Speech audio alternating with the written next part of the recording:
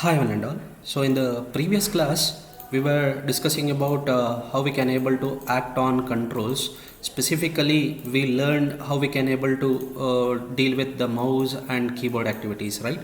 So you may ask me, sir, why we need to deal with this mouse and keyboard activities, or in other words why we need to implement these mouse and keyboard activities, right? So we already have experienced this, like while automating most of the tasks we have used either mouse or keyboard or both sometimes in order to automate certain tasks, right?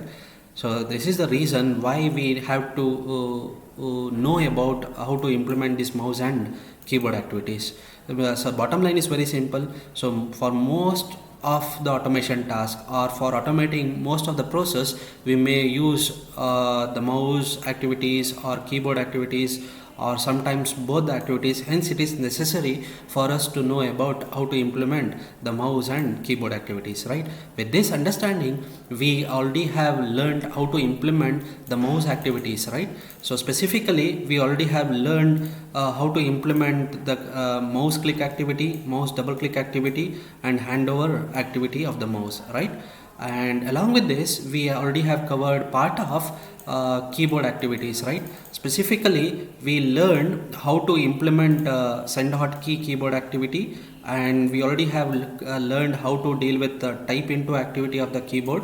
And in today's class the objective is to know about one more interesting keyboard activity called type secure text, and we shall learn one more important functionality of the UiPath Studio called UiExplorer. So these are the objectives of today's class, right? So once again I will repeat, the objective is to know about one more interesting activity called type secure text, and then we shall see one more important functionality of the UiPath Studio called UiExplorer. Clear? Okay, I will start with the first one called type secure text, right? So according to the author, this activity is used to send secure text to the particular or to the specific UI element, it seems. Specifically it used to send the string or or I can say a sequence of characters in a secure way, it seems. The best example to understand the need of type secure text is the password field, where the password entered in this field has to be sent securely over the network to the server, right? So whenever a situation arises for security, then you can think about an activity called type secure text. Now we shall learn how to implement this type secure text. The first and foremost, what you have to do is you need to search for an activity called type secure text in the activities panel, then drag and drop it to the designer panel. Then after that, remember you have to create a variable, it seems, a variable which should be of type secure string, it seems. I mean a variable of type secure string should be created, because this is because that variable of type secure string is used to hold the secure string, it seems, right? So that's why it is necessary to create a variable which should be of type, remember, secure string, right? Okay, and there is a simple snapshot in the presentation which shows how actually you can able to use type secure text activity, right? And this is the option we already are aware that where we can indicate the target UI element, specifically password element, and remember we have to create a variable which should be of type secure string, right? So for successful demonstration of this we need one more interesting activity called get credential activity, right? But in this edition, I mean community edition, we can't able to access this get credential activity, right? Whereas this credential activity comes with the enterprise edition, hence I can't able to successfully demonstrate this type secure text with the help of get credential activity, but no problem. However, I will show you an alternative way to understand how to use this type secure text. Okay, we shall now we shall go to the tool directly to understand how to use this type secure text, which is an alternative way where we will not use this get credential activity. Clear? Now we shall go to the tool. Okay, there, to save the time, once again I am starting with the empty sequence, and which is the activity that we have to use here. Type into, specifically type secure text, right? Okay, we shall choose type secure text, and where I need to actually type the secure text, let us take the same empty, this part, this field. Let us treat this as a target UI element, and I will indicate I need to type some secure text in this field, right? But I need a secure string first, right? Then only I can able to type the secure text to that area, this particular area, right? So what we need is, we need a variable of type secure string. So S stands for secure string, which should be of type not string, it should be of type system.security.secure string, right? So as I said, you will not get this initially, so go for browse for types, and there will be a filter here, and give the name as secure string. Okay, see, this is the data type, or this is the type that you need to choose, which comes under a package or a namespace called system security, which comes under the core library of the RPA, right? So this is the data type that you need to choose, and click OK. Then the type of this variable will be set to secure string. Clear? Okay, remember, we should have a variable of type secure string. This is the prerequisite, because this is the variable which which will store the string in a secure way. Secure in the sense means in unreadable form. If the string is not secure, then anybody can able to read that. Like for example, HELLO, if I take this as a string, and if I store hello as it is on the memory, then anybody can fetch the content of that memory, and they can able to read the content. Whereas if you store that text in a secure way, then hello will be stored in something like a star, dollar, hash, like this in the memory. If someone directly access the content of that memory location, then they can't able to read the original string. That is called security means here. Clear? Okay.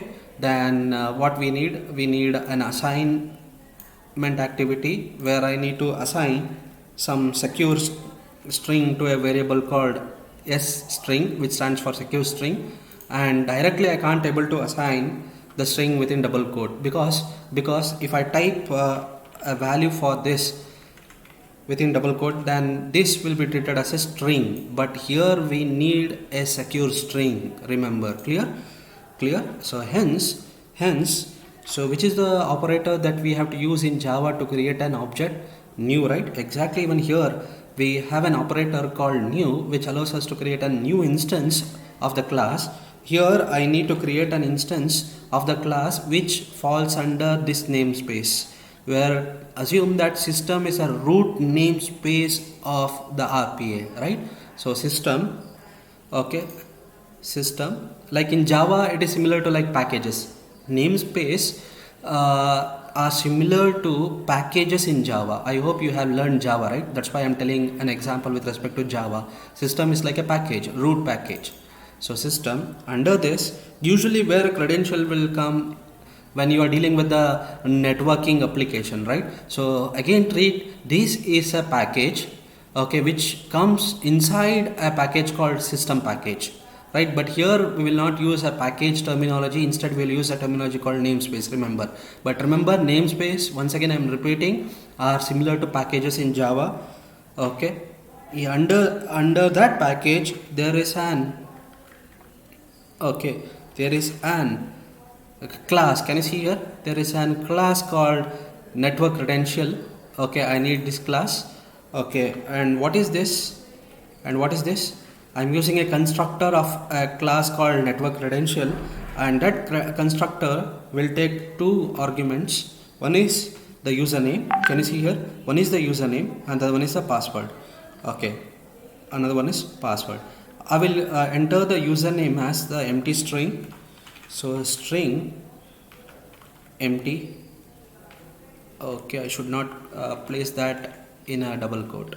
Okay, if I place that in a double quote, then it will be treated as a constant string. Remember, string and password as something 1 2 3 4 5. And so this part, okay, that part is actually, can you see here? We are actually creating a new object or a new instance of system.net.network credential, okay, by using a constructor of network credential class, which will take two what I can say parameters. One is the username and the password, where here I am entering the username as empty string and password as 12345. And remember, this will give an object of type network credential, but that has to be converted to a secure string, right? Hence we will use a property called secure password. Can you see here, which has been defined in this class, which will return that what I can say the value of this object as a secure string, clear? So I'm making it simple. Okay, as the classes goes on, we are going inside the packages or the predefined classes or the methods or properties defined in the library, right? Okay, so just understand, I'm creating a new instance of network credential class. Okay, with the help of constructor, I have initialized that object to username as empty and password as 12345, and finally I'm using a property called secure password, which will return this information as a secure string, which will be stored in a variable called ss string in this case. Now we have to write that ss string content into this notepad. Can you see input as secure text here? I mean one of the option in the property window. Here you type the variable ss string. Okay, now what we are planning to do is, here we are creating a secure string with the value 12345, and we are storing that in a variable called string, and then we are writing the content of this variable to this editable area. Clear?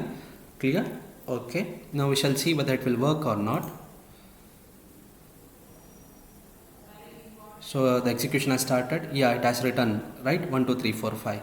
And don't get confused this with the security what I said. So obviously when you fetch that variable content, okay, you will see that through the application, you will see that in a readable form. But directly if you try to access that with the help of a pointer, address of that location, you can't able to get that content in a readable form.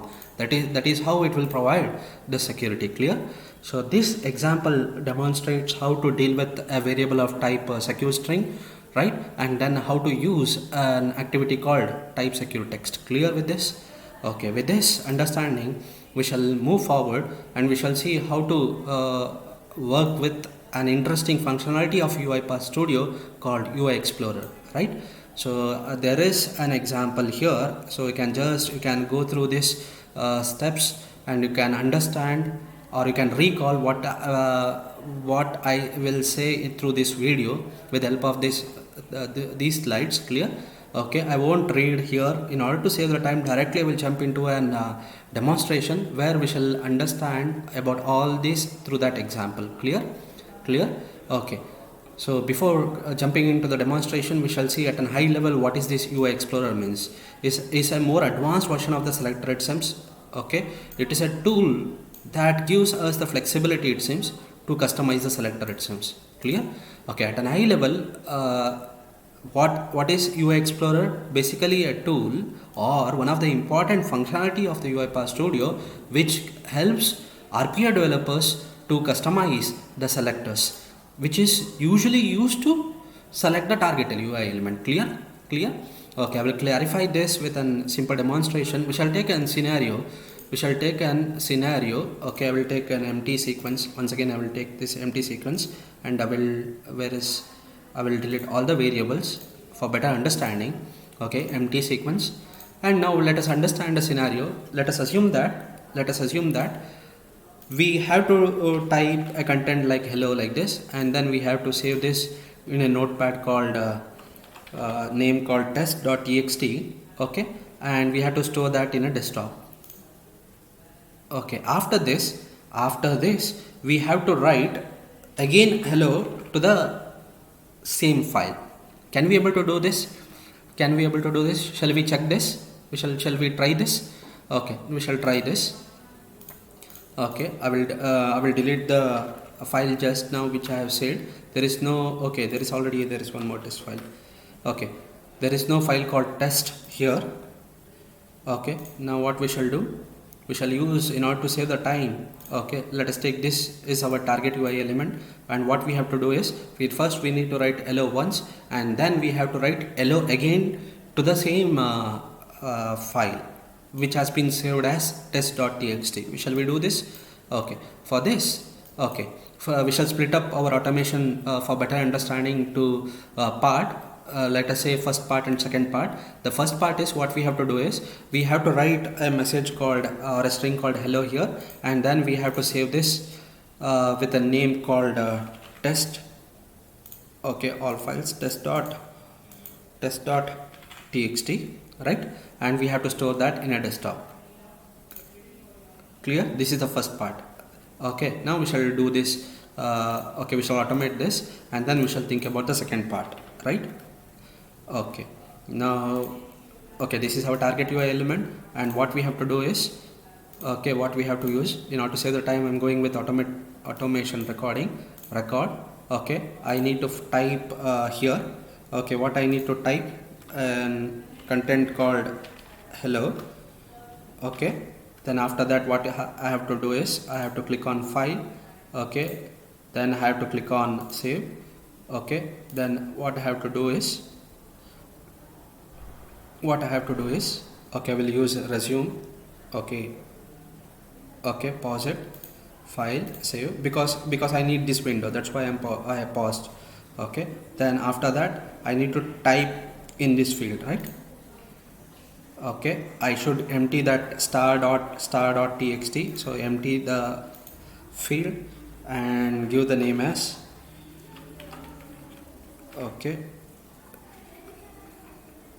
give the name as test.txt.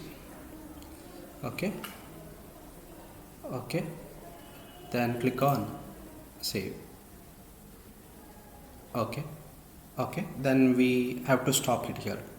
Okay, save the recording.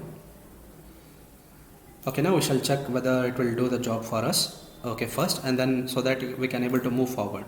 Okay, there is a file called test here, right, with a content called hello, right? Okay, then I will delete this. Okay, now let us make our robot to do the job on behalf of us. So what the robot has to do? Okay, I think I have not initiated.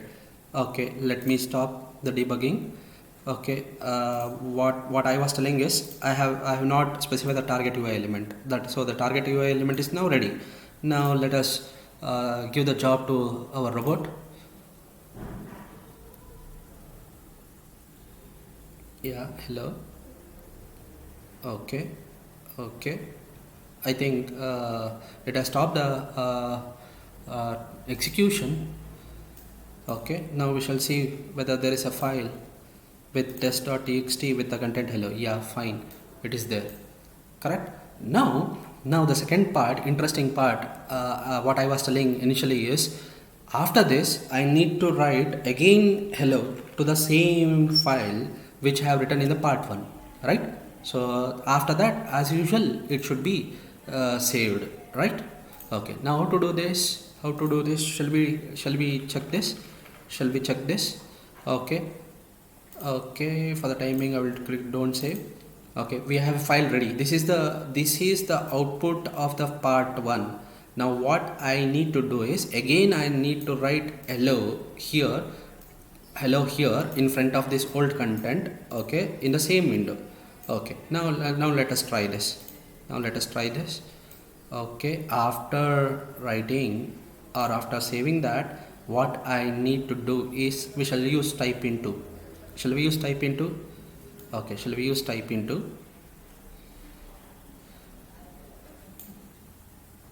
Okay, I will indicate I need to type it here.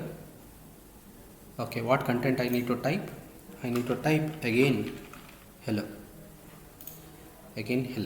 Now we shall see there is a file already. So this is our target UI element. Now we shall see whether it will write.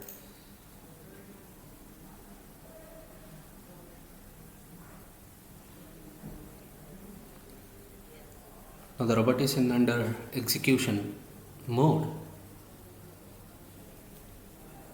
Okay, now still it is trying to do the job.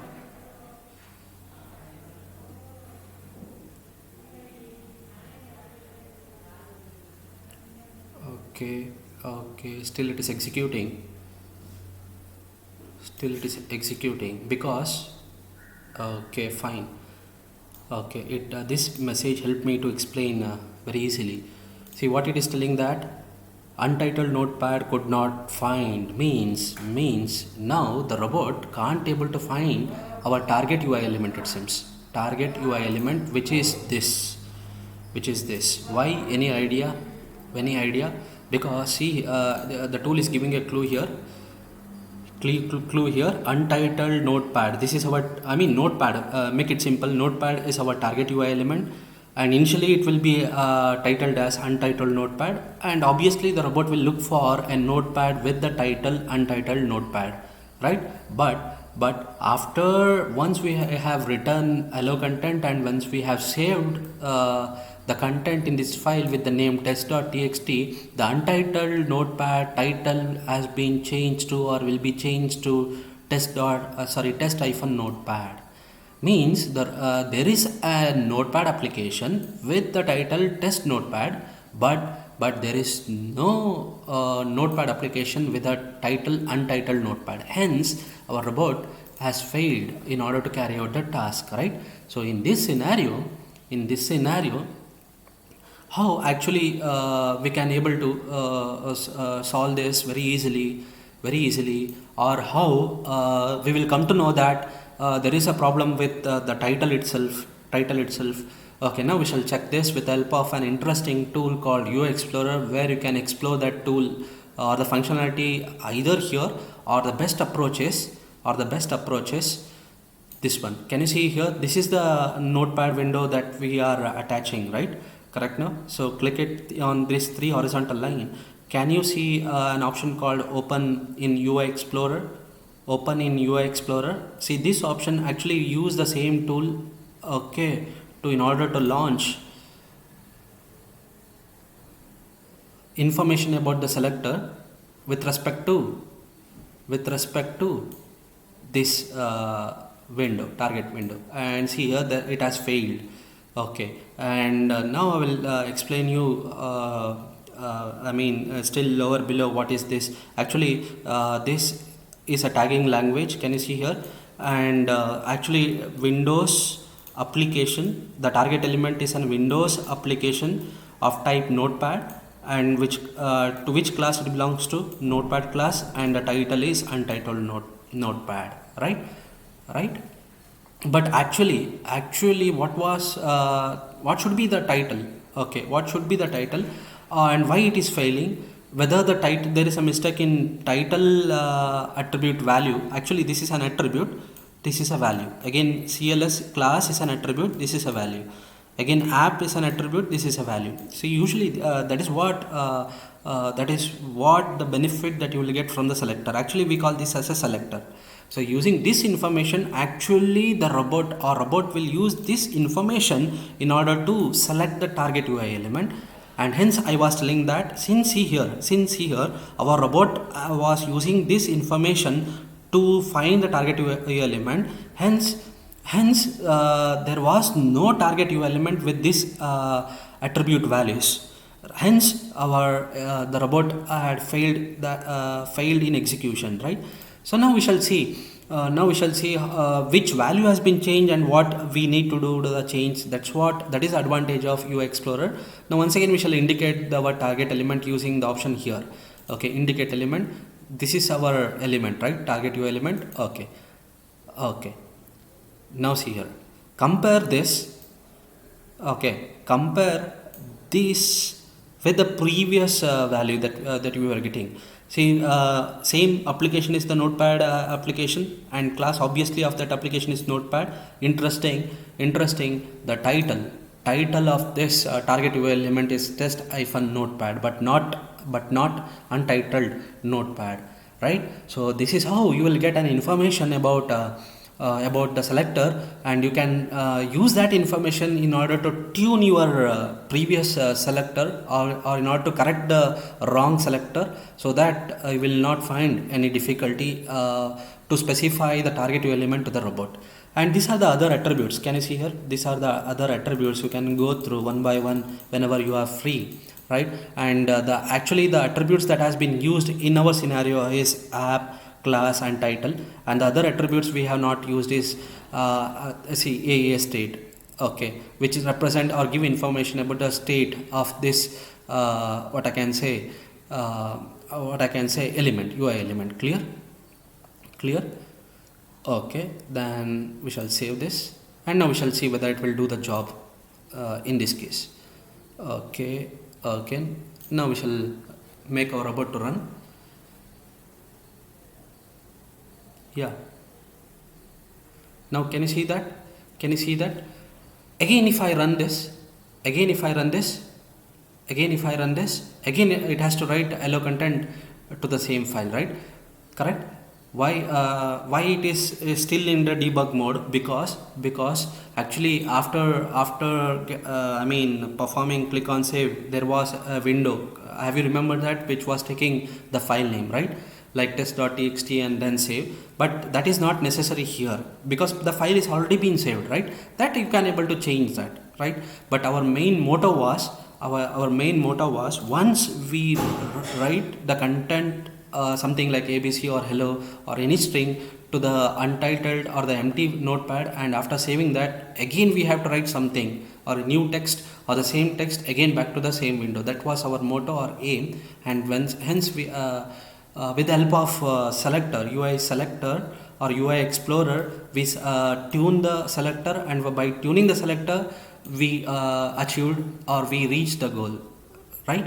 So that is the job of the UiExplorer. Once again I will repeat, UiExplorer will helps us to tune the selector or to specify the proper attribute values, so that the robot will come to know about the target UI element, hence you can able to achieve the target, right?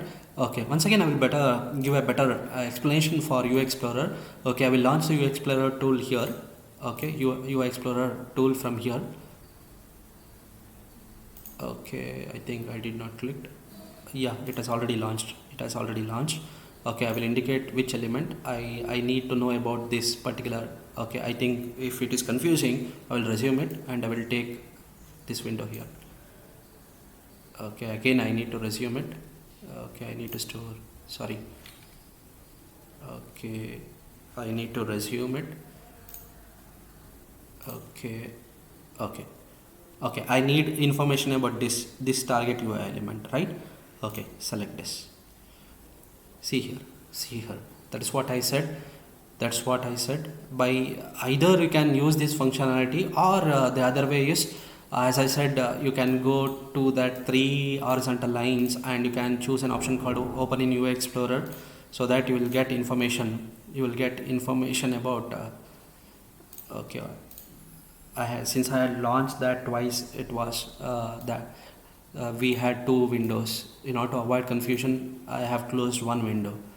Okay, like this. Clear with this? Still I will give more information about this tool. See here, again I will choose indicate element. I need to know about something about, okay, we shall go one level below completely here. Okay, now see here, can you see interesting thing? Okay, usually selector will select the UI element like this. First it will choose the window, which is that window. First it will choose this top window, test notepad. Then it will choose the frame. Can you see this one? Okay, horizontal frame. Can you see some horizontal menu? Okay, so below this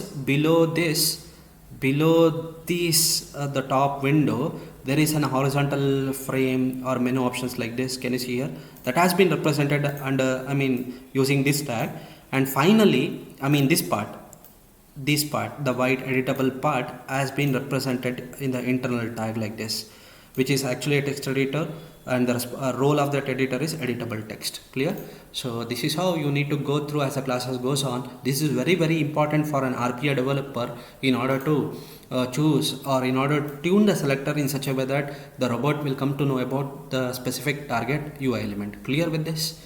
So my suggestion is practice with this selector and go through this selector, and you no need to learn this tagging language, but it is very simple. Just it will give the information from, what I can say, from the top window, from top one to the bottom one, like this. Clear? Okay, with this I will end the session. The same thing has been explained through this slides in the presentation. Okay, so finally what the author is telling that about UiExplorer is to customize the selector it seems, and to view attributes and their associated values. As I said, you can view which are the attributes which has been attached to the selector, and what are the values, individual values of those attributes, and you should observe carefully or view carefully and inspect every attribute one by one and change the required one, so that your aim will be or your target will be reached. Clear? So with this I will end the session. In the next class we shall talk about one more interesting concept called how to deal with the events. Clear? Okay, thank you one and all.